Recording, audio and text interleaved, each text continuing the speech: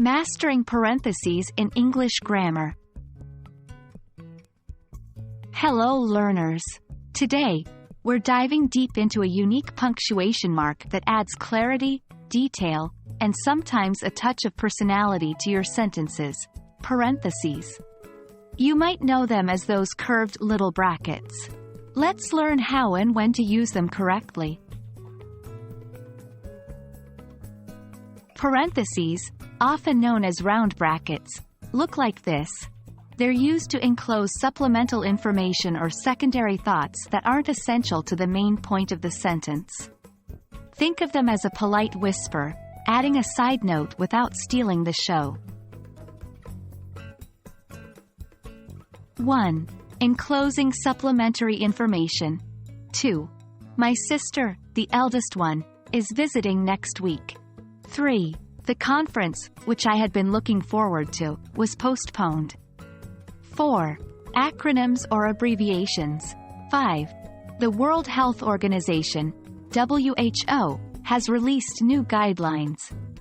6. She works for the Federal Bureau of Investigation, FBI.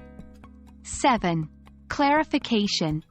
8. He earned 2 medals, silver and bronze, in the championship.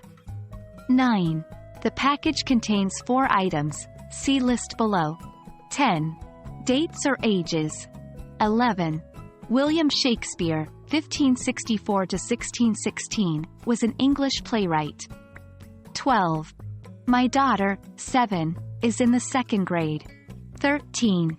Asides or additional thoughts. 14. I love reading classic novels. Jane Austen is my favorite. 15. The cake, which was delicious, by the way, was homemade.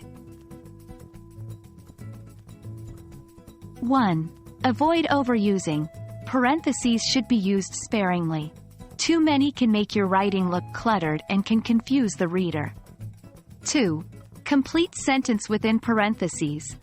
If the content inside the parentheses is a complete sentence, the punctuation, like a period or question mark, belongs inside the closing bracket.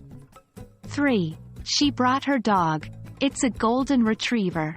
4. Partial sentences within parentheses. If it's a partial sentence, the punctuation goes outside. 5. She brought her dog, a golden retriever. Remember, parentheses aren't the only punctuation marks that set off additional information. Commas and dashes can be used similarly, but the level of emphasis and interruption they create is different. Parentheses are subtle, commas are neutral, and dashes are more emphatic. Commas. My sister, the eldest one, is visiting next week. Dashes. My sister, the eldest one, is visiting next week. Parentheses. My sister, the eldest one, is visiting next week. And there you have it. The world of parentheses unraveled. Remember, they're like a gentle whisper in your writing, offering extra insights without overpowering the main message. Keep practicing and soon, you'll be using parentheses like a pro.